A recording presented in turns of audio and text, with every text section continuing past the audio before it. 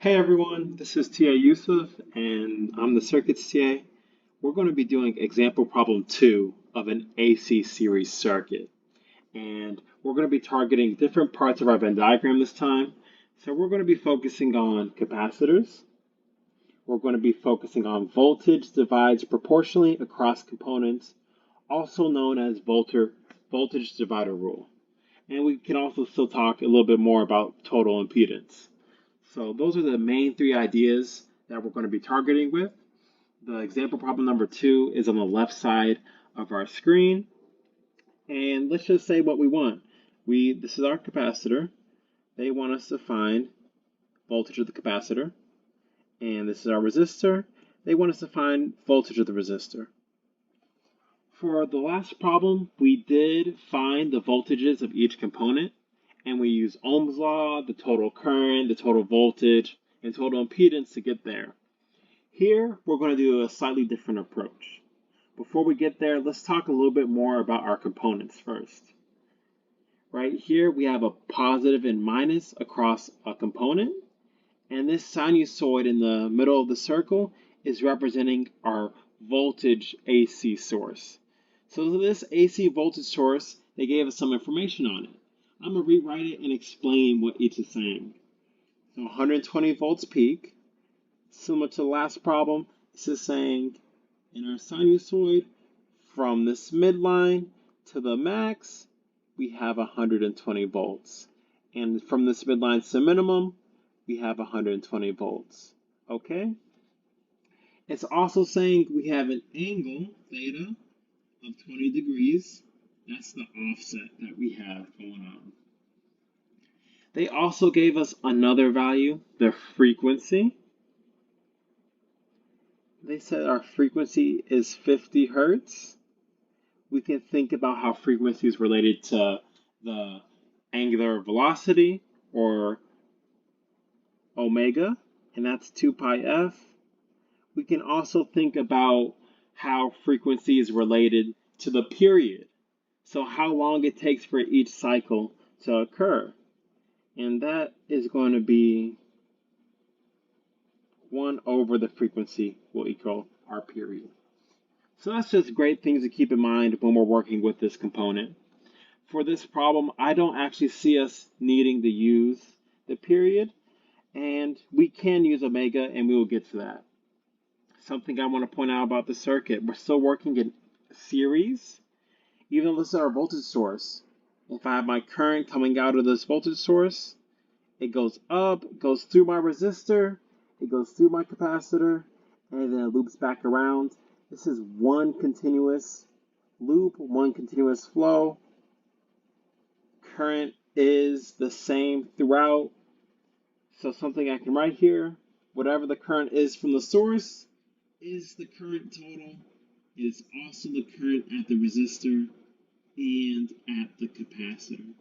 Okay. So, and I said we're going to talk a little bit more about voltage divides proportionally across components.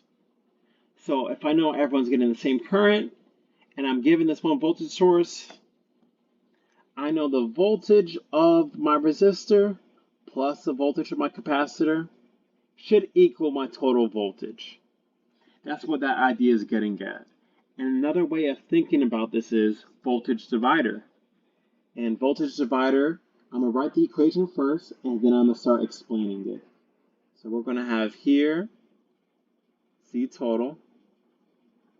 Switch colors real quick. Let's go back to blue. X.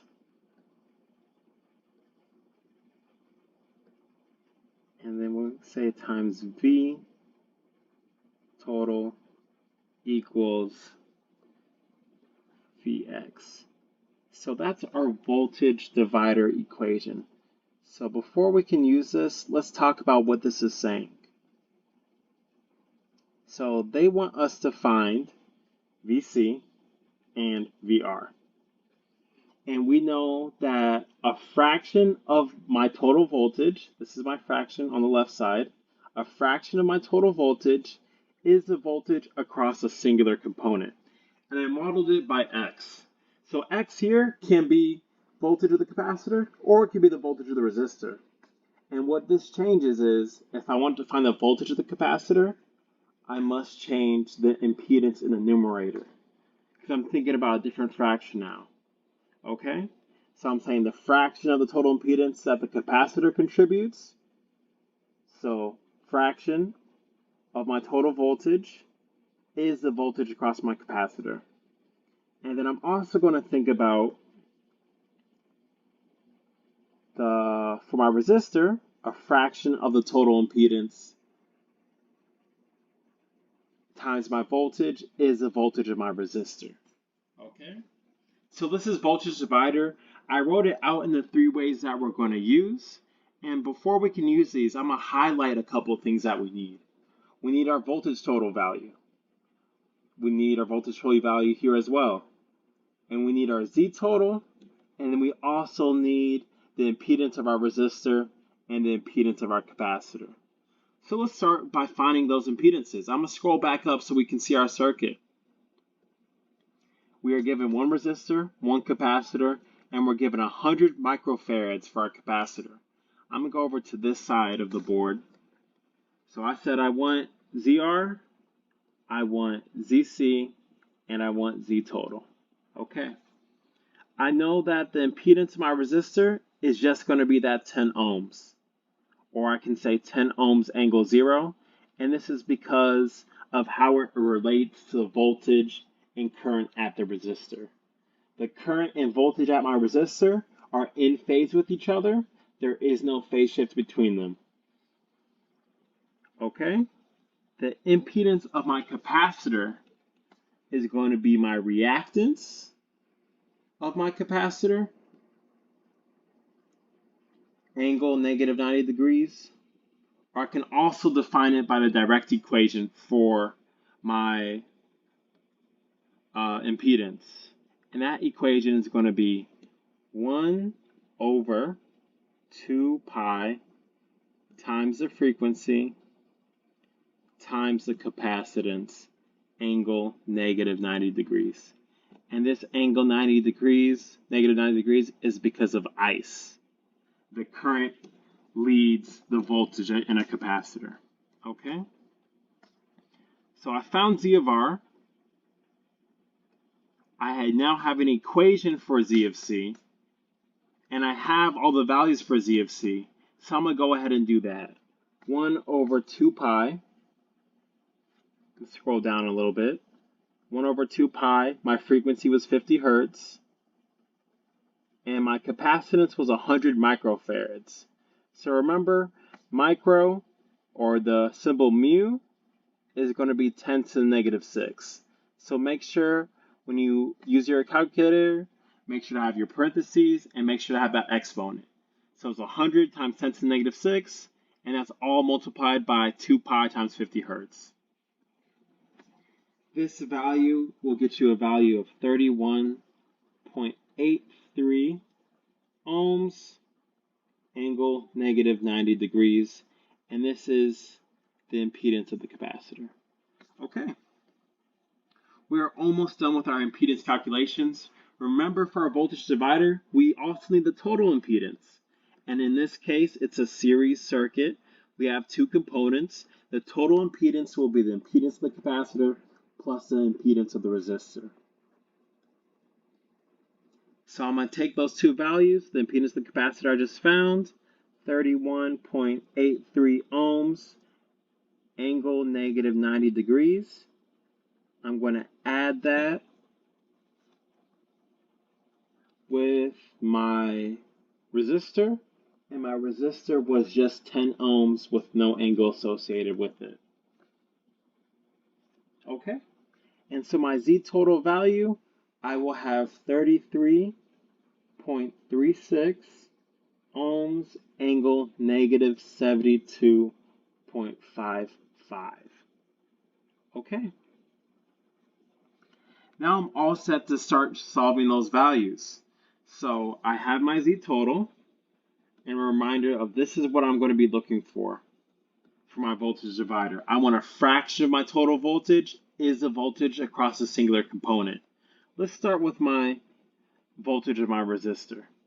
So my impedance of my resistor is going to be 10 ohms over my total impedance,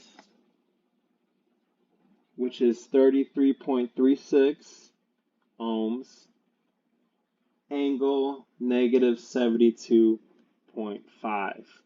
Okay? And that's times my voltage total. My voltage total was given to me.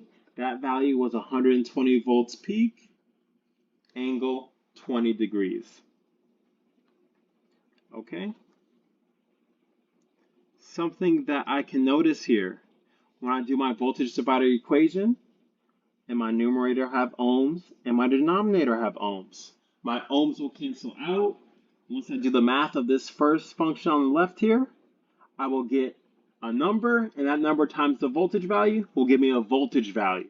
So that's exactly what I want to see in my setup. So I know I set up my fraction correctly.